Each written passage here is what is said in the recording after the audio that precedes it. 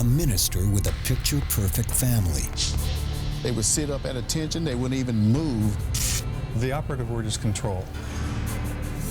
A wife vanished in the middle of the night. This was something that would be very, very hard for the community to understand. And a daughter who knows more than she can say. The story was crazy. After so many years of secrecy, can investigators find a demon hiding in plain sight?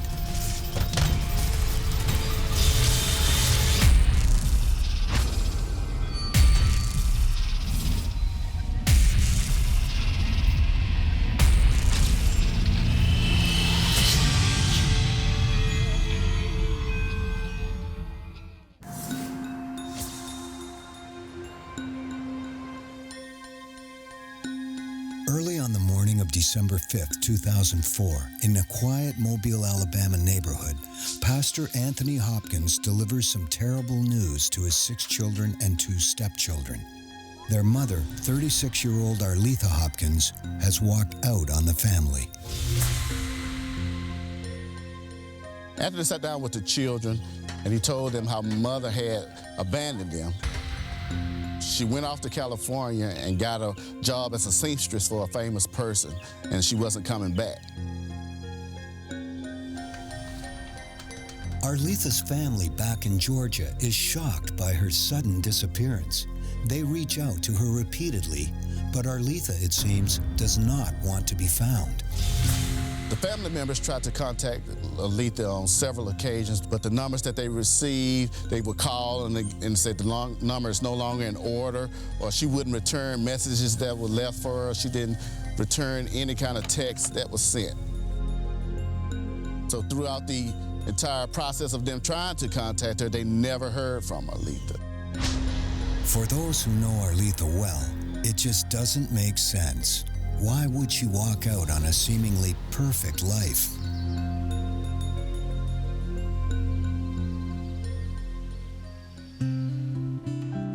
Arletha Best grew up a God-fearing girl from small-town Georgia. She has one dream: to marry a good man and raise her own family in a Christian community. After a failed first marriage, it seems Arletha's dream has finally come true when she meets a kindred spirit named Anthony Hopkins. Anthony Hopkins met Arletha in Georgia, and they were married in 1994. Arletha had 2 children from a previous marriage. Anthony adopted those as his own, and they began having their own children. Within 10 years, Arletha and Anthony have 5 more children, and the family moves from Georgia to Alabama to Louisiana, then back to Alabama, so Anthony can pursue his dream of becoming a preacher. In 2001, Anthony got his pastor's certificate from the APH Holiness Church of God in Mobile, and he began preaching at various churches in Mobile County. Anthony's popularity as a traveling pastor quickly grows, and before long, the whole family gets in on the act, forming a gospel band with Arletha as the lead singer.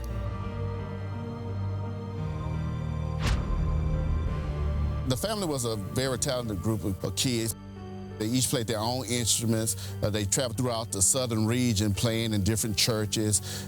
They also were great singers as well.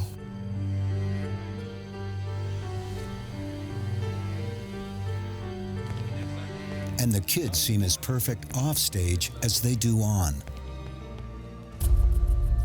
By all accounts, the children were meticulously dressed. They were always very, very nice and polite. They never acted up in church. They sat on the front row. They sat in sequential order by age. Congregation thought the children was kind of strange because, you know, most children play, but these children acted like soldiers. They say they was perfect soldiers because even in church they would sit up at attention. They wouldn't even move unless one of the older children gives them permission. By 2004, after moving from church to church throughout the South, the Hopkins family embraces the community of Mobile as their permanent home. Mobile sits on Mobile Bay on the coast of Alabama. I think in Mobile and the South Alabama area, churches play a big part in the community, in families. Spirituality is a big part of everyday life here. It seems the ideal place to raise the latest addition to their family, a son. The neighborhood is a close-knit neighborhood. All the families pretty much know about each other. They talk, they sit on the porch, they even have cookouts together. You know, it's a close-knit neighborhood. But nobody really knows the Hopkins family. Outside the church, they keep to themselves. The children are even homeschooled. Neighbors start to whisper that there's something odd going on behind the picture-perfect facade. And Arletha's unexplained disappearance only adds to the gossip.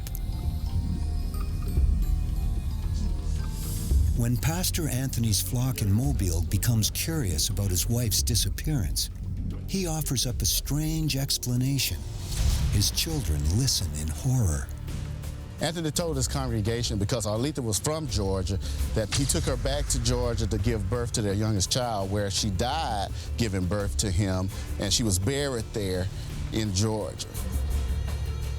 Pastor Hopkins' followers are devastated by his loss, but his children don't know what to believe. The kids were confused because he had told them that she went off to California, and here the pastor stated that she died giving childbirth. And Anthony had told them, he told some people that out of respect for their mother, it would sound better than abandoning us. In the weeks following Arletha's disappearance, Anthony soldiers on as a devoted single father. He continues to homeschool his children and insists they keep performing their gospel music. After Arletha was gone, people thought very highly of Anthony, being that he was a single father raising 8 kids alone, and being as talented as they were, he was able to manage 8 kids all by himself. Of course, he has a lot of help from his stepdaughter, 16-year-old Shailene. The oldest daughter, Shailene, assumed all of the duties of head of the household. She was responsible for the care of all of the children, making sure they were fed and clothed and educated, and she was the one who was responsible for making sure that life went on for those children.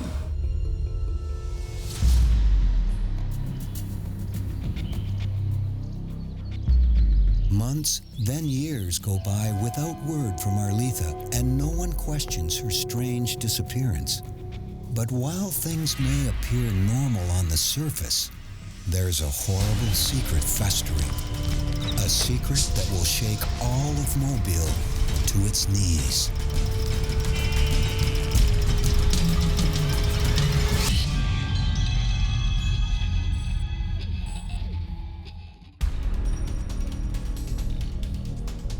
Three years after the mysterious disappearance of Arletha Hopkins, her 8 children are still struggling to deal with her absence. No one more than her eldest daughter, Shailene.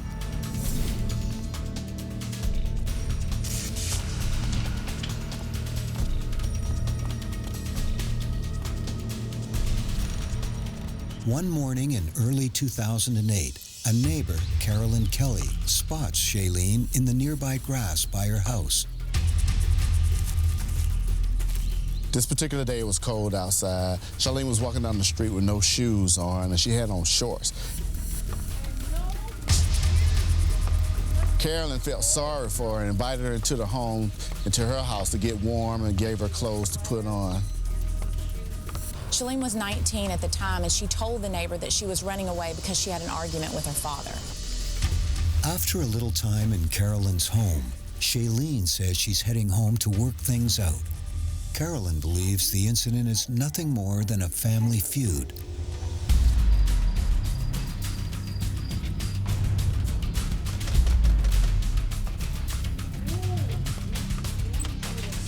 But 2 weeks later, the girl appears again.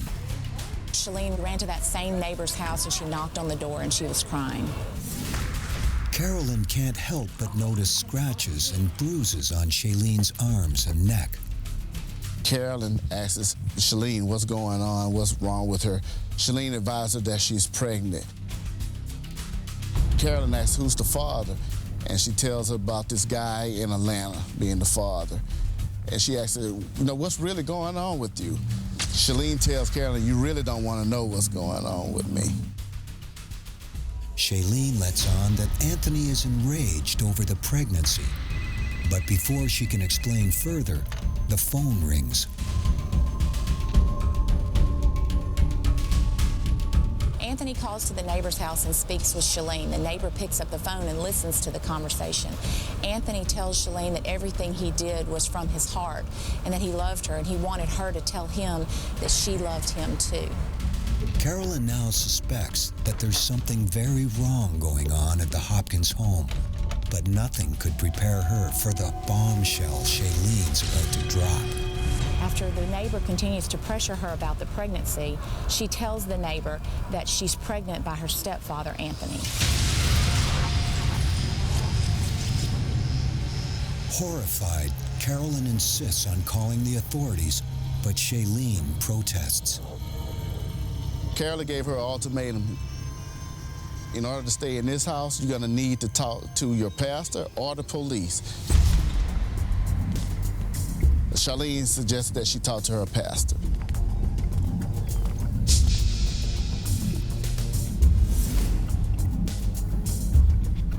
The pastor is from another local church and is an acquaintance of Anthony's. The pastor really can't believe what she's saying because the fact that he knew Anthony and how Anthony was, and he couldn't believe that he would do something like that. Instead of offering the young woman support, he calls her a liar. He tells her that he's dealt with many stepdaughters before that is upset with their stepdad, and they seem to make up stories about what their stepdad had done to him, and he didn't want to get in that predicament again. Carolyn, at that point, got mad at the pastor, had told the pastor that he's supposed to be a man of God. It is his duty to guide this girl in the right direction, to make the right decision. But he continued to insist that he didn't want to have anything to do with her.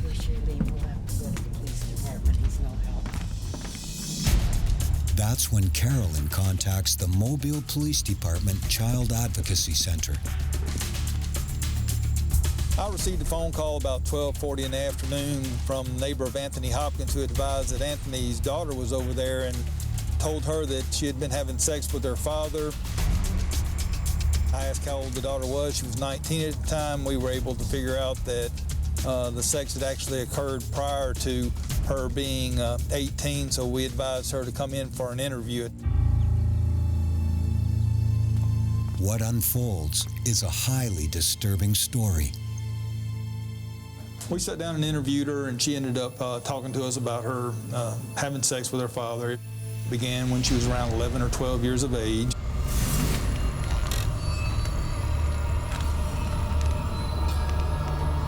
And then it progressed from that point and continued until she was 19, at which point she ended up pregnant by him.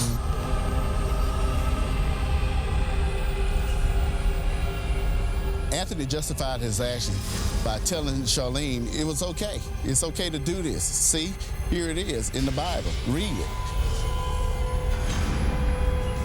Anthony told Shailene that he loved her and that God would approve, and she was confused. He would use the Bible to manipulate her into believing that what they were doing was okay.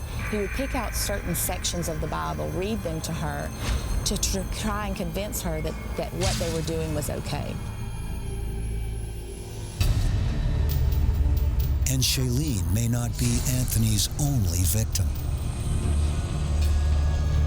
I went on to ask her about her siblings, whether or not she believed any of them had been sexually abused, and she told us that her second oldest sister, she believed had sex with her father, but she had no details to prove anything to that point.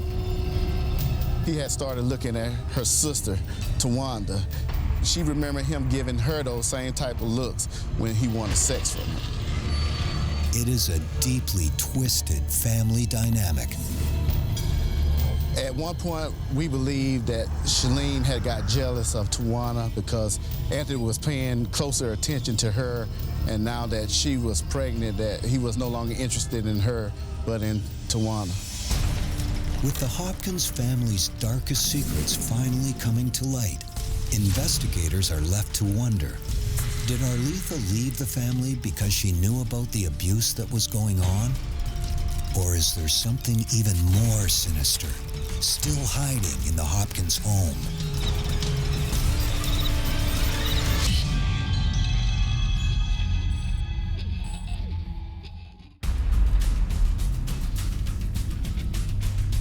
More than 3 years after Arletha Hopkins supposedly abandoned her husband Anthony and her 8 children, oldest daughter Shailene has revealed to police that she's pregnant with her stepfather's child.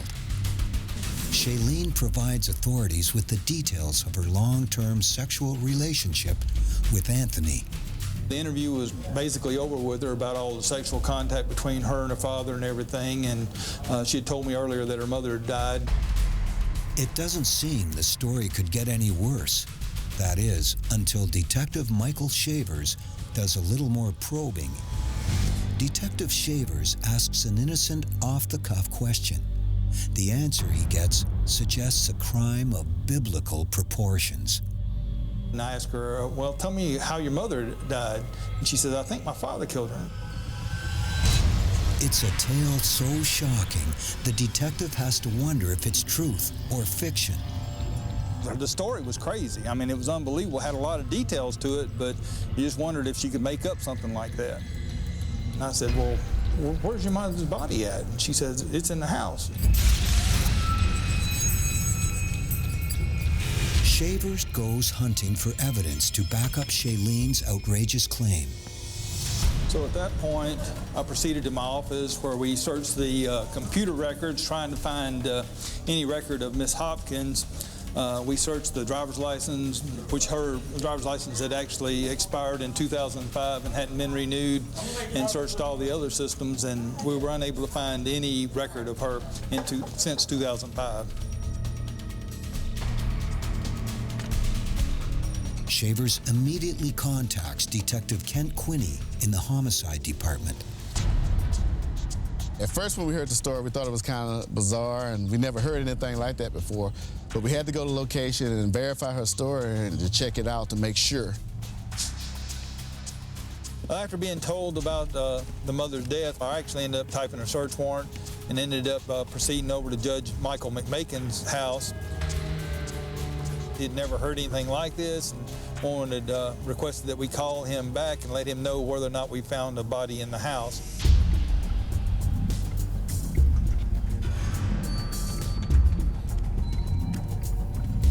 When they get there, the house is empty.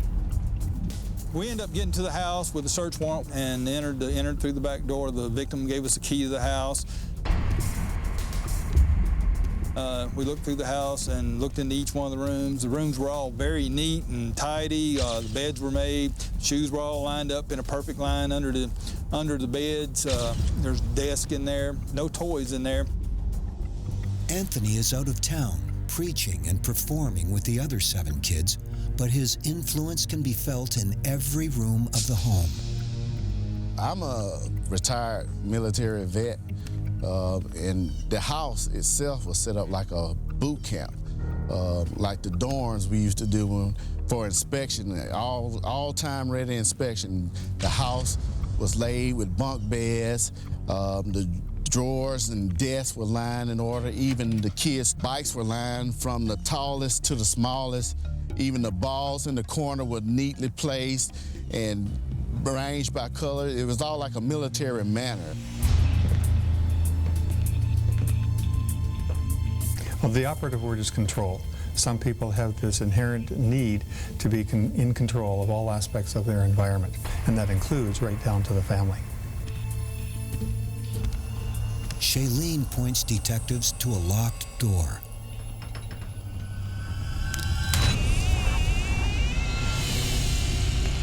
As we open the door, you can start to see the flies start to gather in the doorway.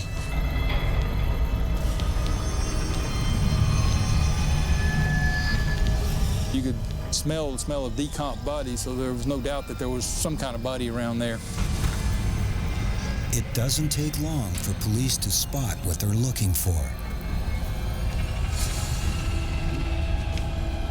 It was a small white freezer with tape wrapped around it to seal it, which kind of made my thoughts go from, you know, well, it's really not true to, uh-oh, it's becoming real.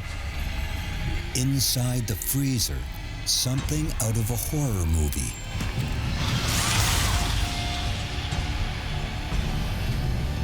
You could see a mass of something inside the freezer. You couldn't really tell what it was at that point in time. You'd go over and look in the freezer. You could look down the side of the freezer and you could actually make out the web of a hand. I mean, it's unbelievable that there's actually a body inside the freezer. My heart started racing. It was like, oh my God, what do we do here next?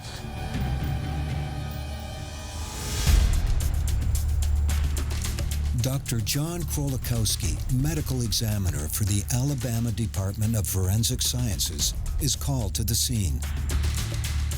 Well, we wanted to be sure that we did this in the appropriate fashion, so we removed the entire freezer and the contents to our facility here in Mobile for examination.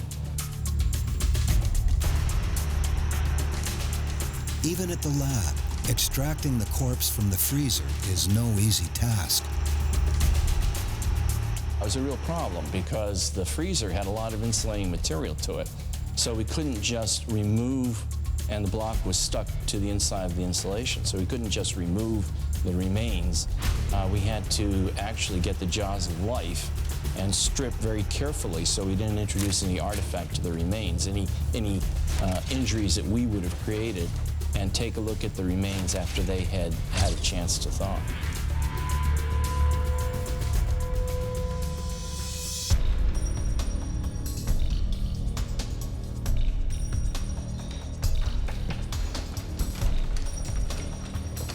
Once the body is thawed, dental records confirm that the body is that of Arletha Hopkins, but the medical examiner is unable to determine how she died. We went on to look at the bony material and asked experts in the field to determine if there were any knife marks, any knife wounds, or any other lesions that they could help us with. And we pursued things such as DNA and further analyses in that regard. We couldn't determine a specific cause of death in this case, but the individual being placed in a freezer is certainly very unusual, highly suspicious. Police now know that Arletha never took a trip to California, and she never went home to Georgia. Instead, this devoted mother and beloved member of the community has spent more than 3 long years in a deep freeze. But how did she meet this grisly end? At this particular time, we brought in blood specialists from the Alabama Department of Forensic Science, where they spray luminol in each room trying to detect blood splatter. Sure enough, the luminol reveals the traces of old blood on the fireplace in the master bedroom. That's not all this chemical exposes. We also sprayed Shalene's bedroom for traces of semen. We did detect traces of semen on her sheets, which were also collected as evidence. Continuing the search for evidence, Assistant District Attorney Ashley Rich picks up on a strange clue. As we moved from room to room, we saw a lot of pictures of the family, but none of those pictures had Arletha in the family photos. Arletha was their mother. Arletha was a large part of their life, and there were absolutely no pictures, no evidence whatsoever that Arletha had a part of that household at all. We eventually found the photographs of the family with Arletha in a duffel bag in a travel trailer in the driveway of the home, kept tucked neatly away in a cabinet. This is by design on Hopkins' part. It's a morbid effort on his behalf to remove any symbolic representation of his former spouse in the eyes of the children. And children not having the cognitive development stages and that we as adults have, will more easily forget the presence of their mother in the house. From the moment that I was called to the scene of this crime, it was very, very difficult to fathom that something like this had happened in our community. As we learned more and we learned of the details of what actually happened in that home, I knew that this was something that would be very, very hard for the community to understand. The forensic team has confirmed Shailene's unbelievable tale of sexual abuse and murder. Now investigators want the rest of the story. But as they peel back the layers, things are only going to get more perverse.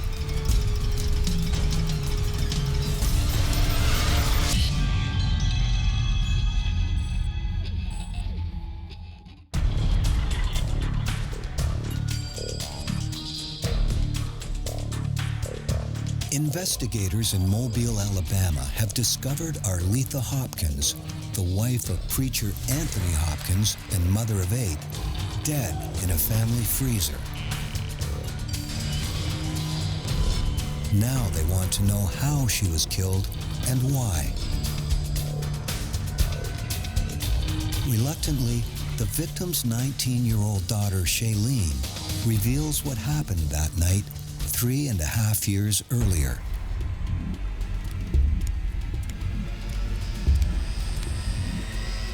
On the night of the horrific argument, Arletha had actually seen Anthony touching and fondling Shailene, his oldest stepdaughter, behind the door.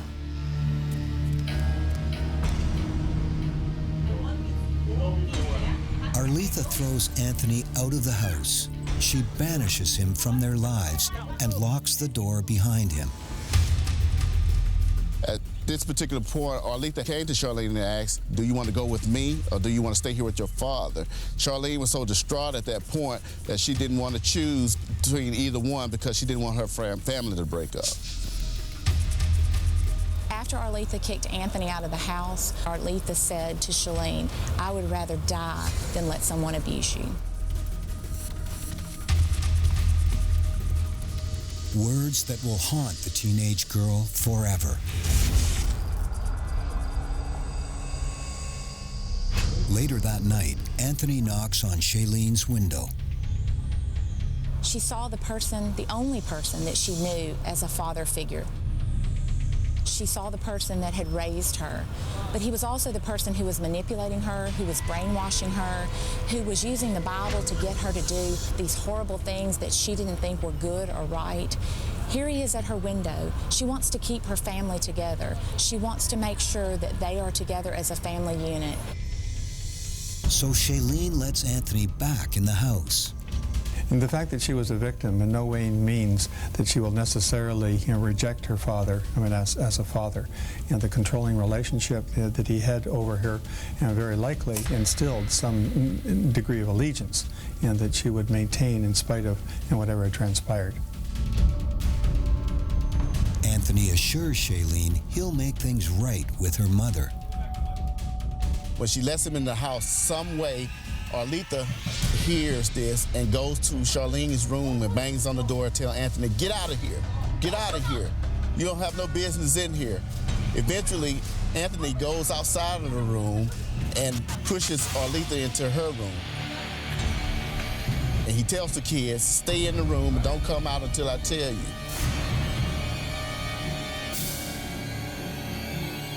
Then he goes into the room where the kids only hear a bunch of banging, knocking over of things, and a bunch of noise rambling inside of that room.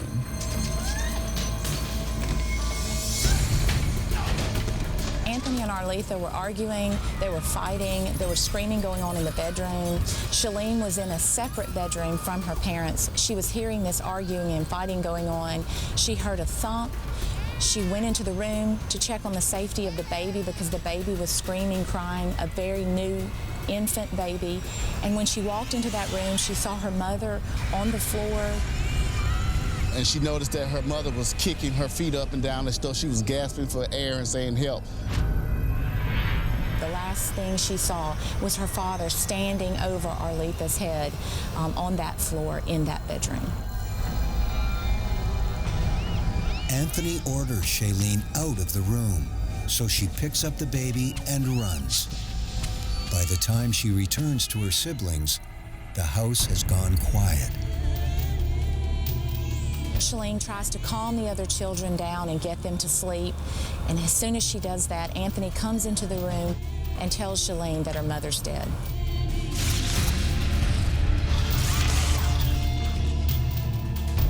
He said he snapped and that God wanted them to clean this up and that they needed to keep the family together. It's a shocking story, but the case is far from over, especially with Anthony Hopkins' whereabouts unknown. All Shailene knows is that her stepfather and siblings are performing out of town. Investigators are determined to bring him home now. The vehicle that Anthony Hopkins was driving was a vehicle that he had financed, and the finance company installed a GPS tracking device inside the vehicle to locate it if they had to repossess it. This device is what was used to locate the vehicle.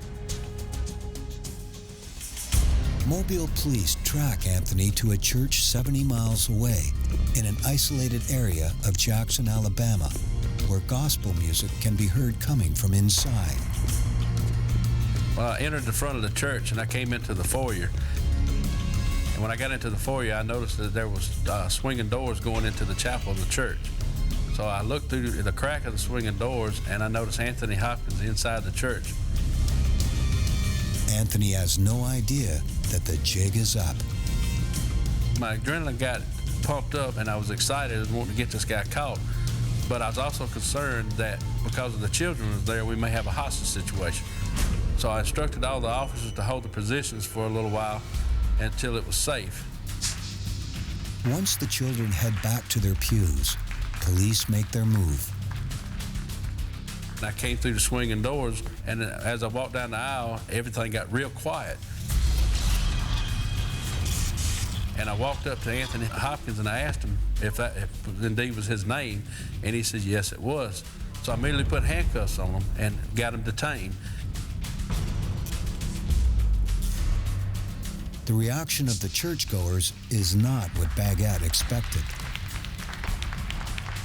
The congregation started yelling and screaming and applauding and saying, "Hallelujah, praise the Lord," as I was escorting them back out of the church. And I felt like they was almost happy that I was bringing them out of the church.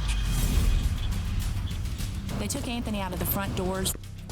They patted him down, and he asked, "What have I done?" I looked at him and said, "I don't know, Mr. Hopkins, it may have something to do with the dead body in your deep freeze." That's when the officer catches his first glimpse of the pastor's dark side. And he immediately locked his body up and froze. And then in just a few minutes, he asked me, could he speak to his oldest daughter? And I told him, "No, you're not speaking to anyone else." Hopkins is driven back to Mobile by Detective Kent Quinney. I didn't ask him any questions, but all he could seem to talk about was his kids. Where are his kids? How are they doing? He loved his kids. He would never abuse his kids, but not once did he ever ask anything about the wife, Aletha. He didn't question us about what this had to do with Aletha. He just continued to worry about his kids. The Hopkins children are also taken to police headquarters. All the kids were real polite and just nice as they could be. I actually asked them if they wanted something to eat, and they all looked to the oldest sibling that was there at that point and said, "No, we don't want anything." We end up taking the oldest sibling in there and talking to her, and she says, "No, my father wouldn't do this," and she denied that there was anything going on between her and her father at that time. Our interview with Tawana, she denies any allegation of sexual abuse. She denied that her father would even think of her in that way, that Shalene must have been lying because her father wouldn't do anything of that nature. With both Anthony and his stepdaughter Tawanda denying accusations of sexual assault, police are faced with a he said, she said scenario. They turn their focus back on Shailene and prepare to ask the biggest question of all. How is it she knew her mother was in the freezer?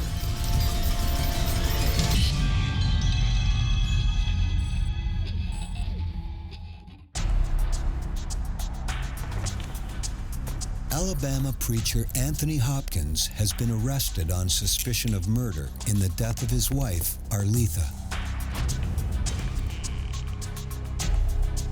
On April 5, 2010, his trial begins in Mobile. With no cause of death, prosecutor Ashley Rich knows this case could be an uphill battle. Her greatest weapon? Shailene's testimony about the night her mother died. Under oath, this God-fearing teenager reveals even more of her haunting story.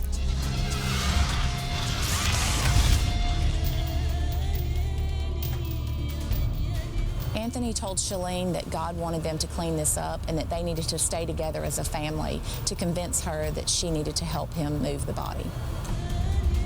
Anthony wrapped Arletha's body in a blanket. Shailene came into the room and saw her mother's body. Anthony asked Shailene to help him move the body to their vehicle. They then drive to a wooded area in the nearby town of Semmes, Alabama.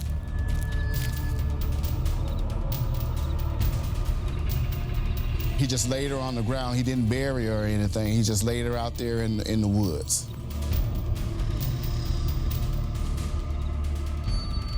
Later that night, Anthony worries an animal might find the corpse. Once again, he solicits Shailene's help in moving her mother's remains.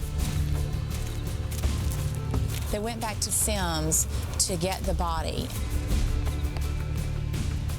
and put 2 garbage cans on either side of the body so that if someone saw, they wouldn't notice that there was a body.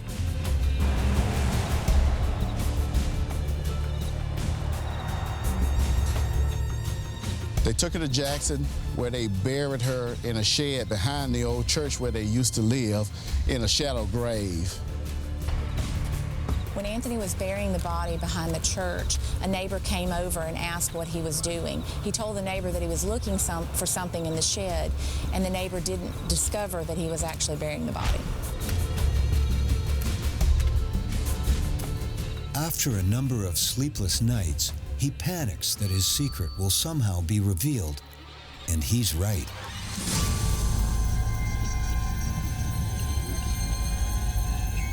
While the body was buried in the shallow grave in Jackson, the body began to bloat and become unearthed, and Anthony went back to where he had buried the body. Anthony and Shailene move Arletha's remains one last time to a place he alone controls. They brought her back here to Mobile, where Shailene said she don't know where her father purchased this freezer from. It was a small freezer that he asked her to help place her mother in. The freezer was kind of small when he brought it back, and he realized that he had to try to squeeze her in there, so he jumped up and down on her body till she fit in the freezer. It may seem unfathomable that Shailene would go along with her stepfather's disturbing plot and keep her mother's murder a secret for nearly 4 years. But experts testify that Shailene and her siblings were systematically abused and manipulated. By isolating the children from the outside world, that only increases the extent of the control that an individual will have over those children, and consequently have their way with them accordingly. Testimony from the rest of the Hopkins siblings reveals a lifetime of oppression. He would leave them in the push-up position for hours at a time, or he would use the extended arm technique, which you hold your arms up for hours and hours at a time in order to punish the kids. Anthony controlled these children by using the Bible, by using the church, and by manipulating them into doing what he wanted them to do, by saying that that's what God would want them to do, that's what the Bible tells them to do. He would use verbal abuse, physical abuse, and clerical manipulation to get them to do what he thought that they should be doing. By instilling fear in children, you have a degree of power and control over them. This then allows the individual to have their way, whether it's peace and quiet or sexual gratification. What these children went through, having their father kill their mother, was excruciatingly painful. But it was even more painful when the case went to trial and the oldest stepdaughter had to testify and tell the community exactly what had happened in that home. She had to live the details again of exactly what happened to her mother, about how they had buried her mother and dug her mother up and then buried her again. And it was extremely traumatic for them to have the whole community know exactly what had transpired in that house at the hands of their stepfather. Those are the kinds of things you hear on TV. So it was shocking, and it's horrible. What happened when the lights were out during the storm a few years back? Why didn't we smell anything? That's what I was thinking to myself. You know, maybe that was weird, but I mean, normally you would smell a rotting corpse. We wanted to make sure at trial that we convinced the jury of the horrific acts that this man had done so that we could put him away for as long as possible so that he could never get back out and harm somebody else. On May 21st, 2010, after an hour and a half of deliberation, a jury finds Anthony Hopkins guilty of murder, rape, sodomy, incest, and sexual abuse. He is sentenced to life in prison. It was and continues to be one of the more sensational and bizarre crimes in local memory. A man who is a self-proclaimed prophet and evangelist, a man who's traveling around to area churches claiming to preach the word of God. He's now accused of killing his own wife and keeping her body in a freezer for 4 years. One of the central questions that arose was, how could Arletha Hopkins have been dead for 4 years and no one outside of their family have noticed or reported that she was missing all that time? After interviewing a couple of the pastors and see how they didn't recognize or notice that Arletha had been missing all of a sudden out of their lives, it kind of affected me as I didn't want to hear any preacher preach, not that it shook my belief, but more like my belief in man. Finally free of her father, Shailene tries to put the past behind her and live a normal life. She has sought counseling and cleared up a lot of the manipulation that was being done to her. She's raising her child, and she is just a great young woman who has overcome adversity and is doing a really good job making sure that her environment and the environment that she raises her children in is healthy and normal.